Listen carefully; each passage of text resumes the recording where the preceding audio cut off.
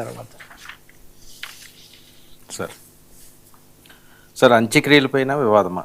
ప్రకాష్ రాజ్పై కక్ష దేనికి? చాలా అండి. అంటే మనుషులు అనేవాళ్ళు పోయిన తర్వాత ఇంకా అప్పుడైనా ఏముండదు, అందరూ ఏందో మట్టిలో కలిసిపోతారు, లేదా వైరాగ్యం ఇవన్నీ మాట్లాడుతుంటారు. కానీ అంత్యక్రియల మీద కూడా వివాదం చేయడం అనేది ప్రకాష్ రాజ్ విషయంలో, వాళ్ళ తల్లిగారు స్వర్ణలత అని ఆమె చనిపోయారు. ఆమె చనిపోయాక 2 రోజులకి ఆయన అంత్యక్రియలు చేశారు. ఆమె క్రిస్టియన్, వాళ్ళ నానేమో రాజు, ఆయన హర్నాథ్ సంథింగ్, ఆయనేమో హిందూ. వాళ్ళిద్దరు చేసుకున్నారు. ఇప్పుడు తల్లి క్రైస్తవ మతావలంబి కాబట్టి ప్రకాష్ రాజు ఆమెకు చర్చిలో అంత్యక్రియలు చేశారు. అసలు ఆమె చనిపోయిన రోజే మొదలుపెట్టారు. ఆ తర్వాత అంత్యక్రియలు అవగానే మీరంతా ఇంత కపటంగా ఉన్నారు, మీరేమో ఎప్పుడు దేవుడు లేడంటారు, మీరు వెళ్ళి అక్కడ చేస్తారా, చర్చి కాబట్టి చేశారని మళ్ళీ అందులో ఇంకోటి. సో ప్రకాష్ రాజ్ చాలా ఆగ్రహంతో స్పందించారు. దీనికి ఇంకొక ఉపకథ కూడా ఉంది. నరేంద్ర మోదీ గారి తల్లి హీరాబెన్ పటేల్ ఆమె చనిపోయినప్పుడు ఆయన ఎప్పుడు తల్లి దగ్గరికి వెళ్ళటం ఇవన్నీ కూడా జరుగుతుండేవి కదా. ప్రకాష్ రాజ్ ఆమెను ఏదో అవమానించాడని ఒక ఫేక్ ట్వీట్ అప్పుడు పెట్టారు. సో అప్పుడు కూడా ఆయన ఖండించాడు. నేను ఆమె తల్లిగారిని నేను ఎందుకు చేస్తాను, ఆమెకు చాలా జోహార్లు అర్పిస్తున్నానని కూడా ఆయన పెట్టాడు. అప్పుడు మోదీ తల్లి అప్పుడు ఈయన మీదే పెట్టి, ఇప్పుడు తన తల్లికి అంత్యక్రియలు చేస్తే ఇలా పెట్టేసరికి ఆయన నిన్న చాలా తీవ్రంగా స్పందించారు. Who am I to deny her right to be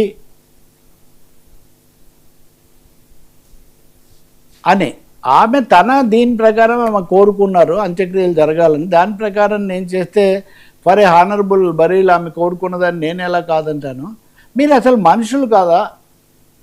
అంత్యక్రియల్లో ఆఖరి క్షణాల్లో కూడా మీరు వ్యక్తులను గౌరవించలేరా? ఇక్కడ కూడా మీకు ఈ మతాలు విద్వేష రాక్షసులు, ఈ ట్రోలర్ విద్వేష రాక్షసులాగా మీరు తయారైపోయారు. నా తల్లి నమ్మకాల ప్రకారం నేను చేసేది చాలా ముఖ్యమైనటువంటి ఒక అంశం. ఎందుకంటే మీ విశ్వాసాలు మీకు ఉంటాయి, మీ నాన్న లేదా మీ పూర్వీకులు ఎవరన్నా ఉంటే వాళ్ళని మీరు గౌరవిస్తారు కదా సహజంగా. వాళ్ళు క్రిస్టియనా, వాళ్ళు ముస్లిమా, అది సమస్య కాదు. వాళ్ళు ముస్లిమ్స్ కావచ్చు, హిందూస్ కావచ్చు, ఇంకోటి కూడా కావచ్చు.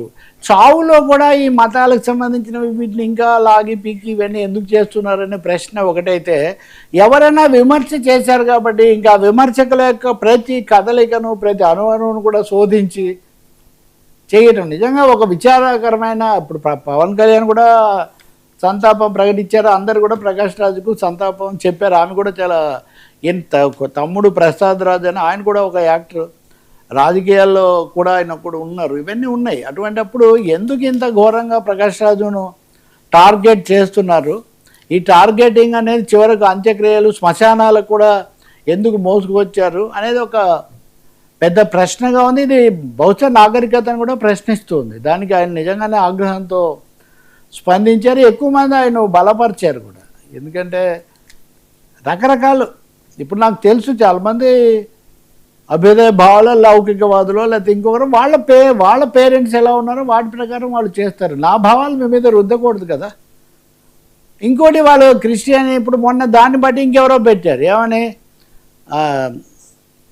సునీల్ దత్ తన భార్య నర్గీస్ దత్కు మహమ్మదీయ పద్ధతుల్లో చేశారని. మరి ఆమె పద్ధతుల ప్రకారం ఆమె చేస్తారు కదా. ఇందులో పెద్ద నిజానికి అంత భారతదేశము భిన్న మతాల సంగమం అనే ఒక వాస్తవాన్ని గుర్తించకపోవడం వల్ల వస్తున్న ఒక పరిస్థితి. సార్ అసెంబ్లీ యుద్ధాలు